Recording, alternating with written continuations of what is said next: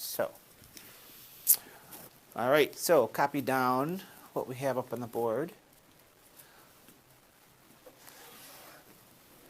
This one should go pretty easy as long as you understand U substitution, because that's really where all the action occurs. Okay, so here we go. So we have two definite rules. Okay, as you can imagine, the integral of e to the x dx is e to the x plus c. Okay, that's how to find the antiderivative of e to the x. By definition, the derivative is equal to itself. So that's where we have there. But now if I just change it from x's to u's, same thing. If you ever see e to the u du when we're integrating, the answer is e to the u plus c. I make sure I put this second rule in here because that's the one that allows you to do the u substitution that says that now I can take e to a function. I can make e raised to the tangent of the sine of the square root of x if I wanted to. And it'll work out as long as the derivative of u is somehow buried within that integral. Okay, that's the only way it's going to work. For example, the very first one, you cannot do this problem using the first rule. It doesn't work. Because this one is only good for e to the x. But this is e to a function. It's e to the 5x. Okay, subtle difference. So, as you can picture, we're going to rewrite this as e to the u. Okay, where u is equal to 5x. So in order to do this assignment, you have to be able to do u substitution because it's in every single problem.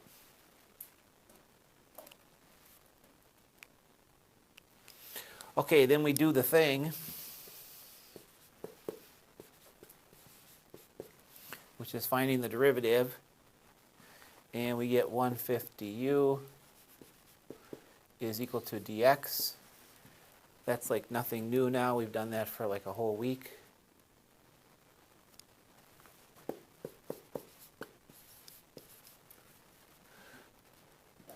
So the integral of e to the 5x dx is equal to the integral of e to the u times 150u.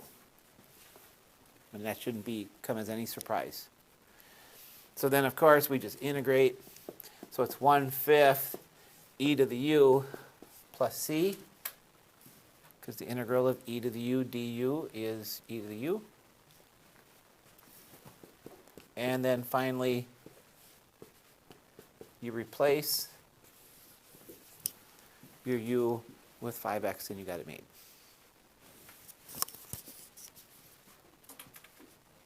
Piece of cake.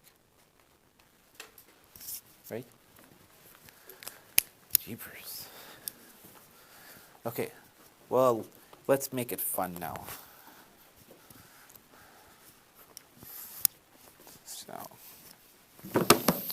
So, oh, okay, we'll start off kind of easy. So, number 2. The integral of negative 4x cubed times e to the negative x to the third, x to the fourth.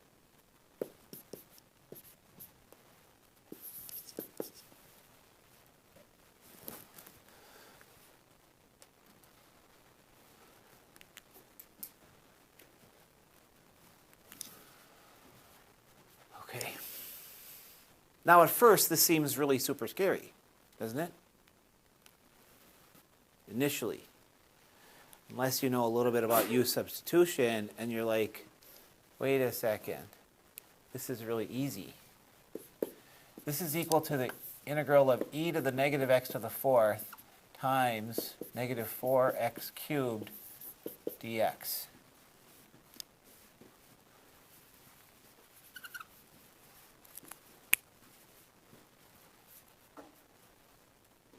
Can you see it? Super easy. Because you choose u to be your negative x to the fourth. So I can write this as the integral of e to the u. And then I just figure out what everything else is. And would you imagine that? du is equal to negative 4x cubed dx.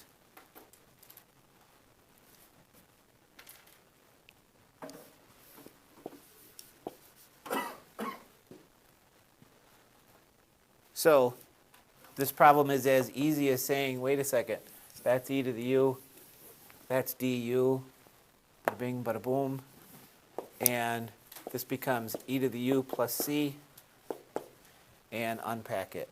So e to the negative x to the fourth plus c, final answer. Okay? All right. So this one's straightforward. This one's straightforward. Now let's really go at it.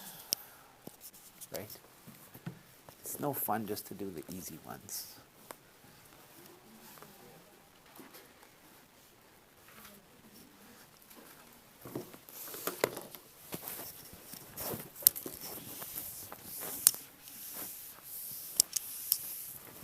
Okay. All right, try this one.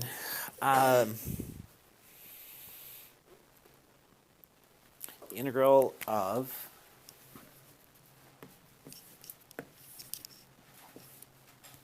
e to the 2x over 1 minus e to the 2x dx.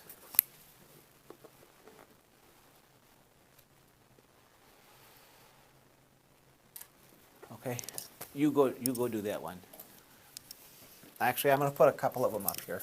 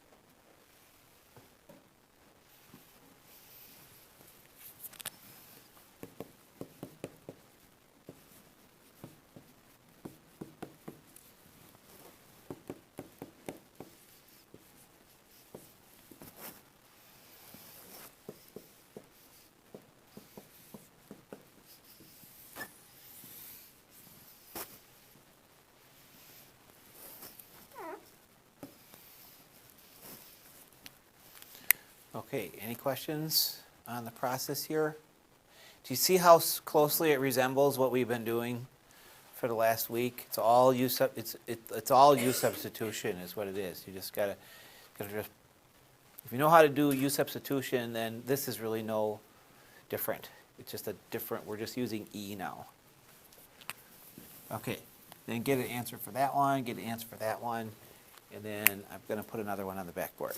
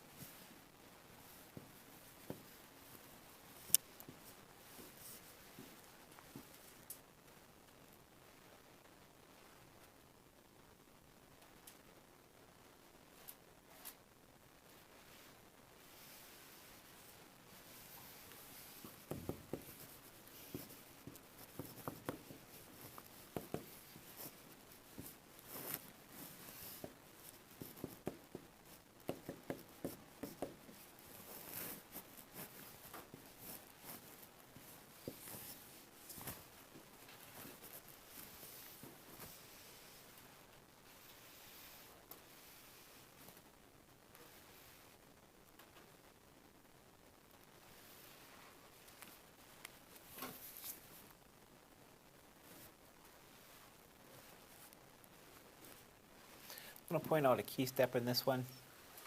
So as you can see, I selected the bottom here to be the U because I was eyeballing it and I saw if I keep that as the bottom, then I'm hoping that the derivative of that is going to work out to be for the top.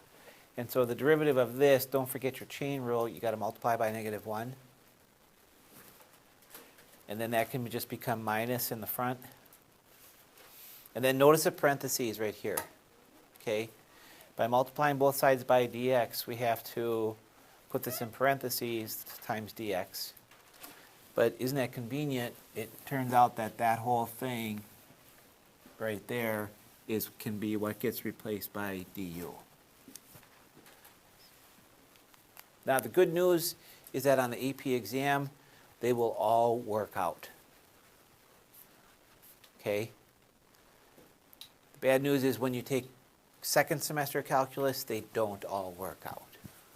And so you have to learn this trick and then this trick and then this trick to handle situations where it doesn't work out. Okay? But they don't do any of that in first semester calc. Okay, if you got that one done, do the last one on the back board.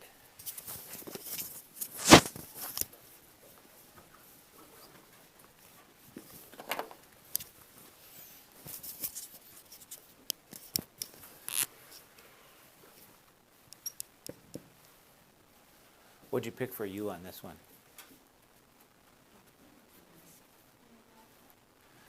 I hear 1 over x? Okay. Yeah, that's the right choice. Okay? Because watch what happens. What's the derivative of 1 over x? You get negative 1 over x squared. That's where the x squared comes from. If you choose x squared as your u, the derivative is just 2x, and you can't get the 1 over x. So the key here is that that's where u is. That's where you are.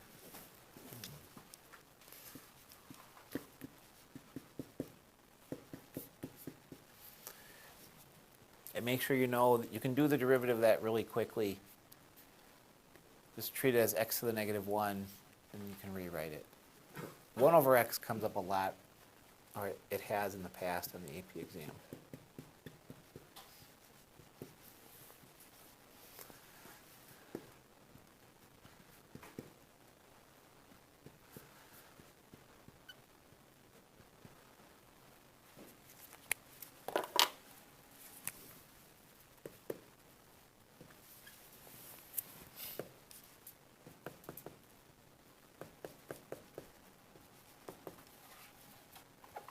And you don't have to write this step, but I write it when I'm teaching you so that you can see the two parts. This is the part here, which is the du. All it is just algebra, rewriting it in algebra.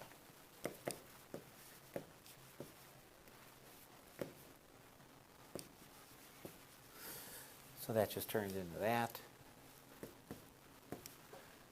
which is really just, that's all it is this, which is really easy then.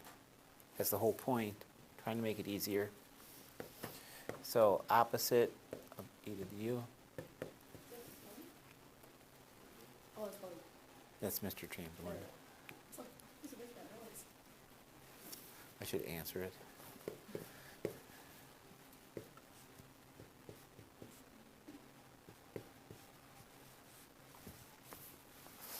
Okay, so final retail answer is negative e to the 1 over x plus c. Now, I just want to check that one just because. What's the derivative of this? Let's test it.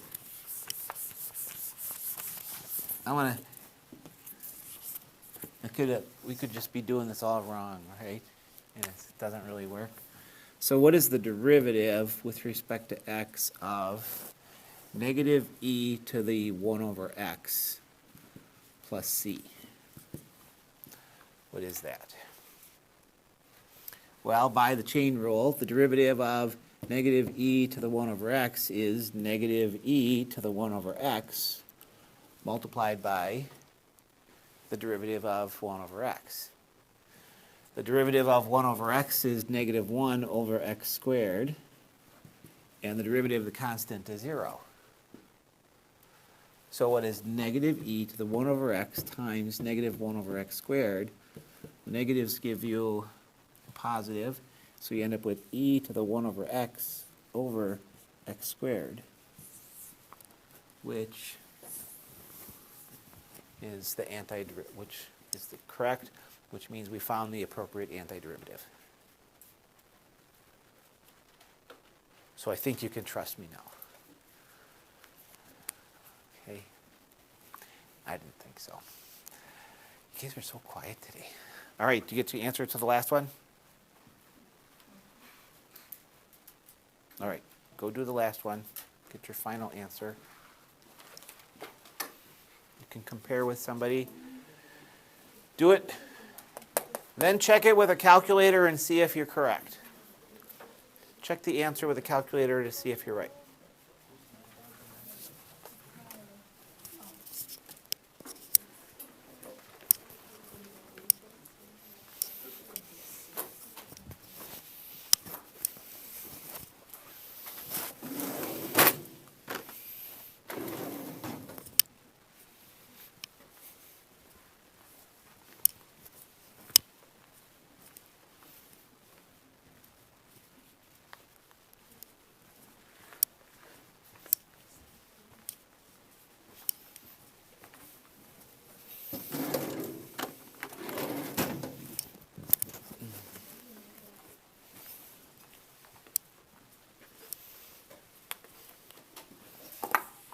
And practice your change in variables on this one, meaning go to u and don't go back to x's.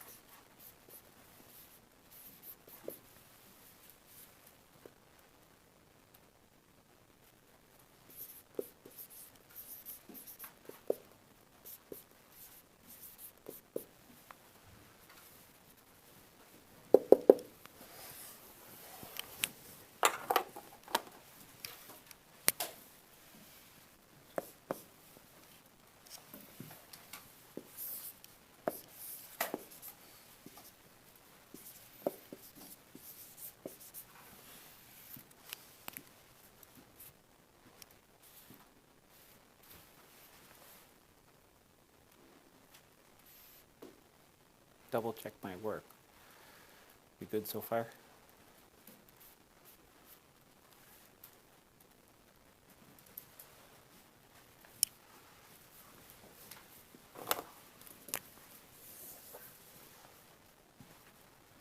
Okay, we got to do the translator.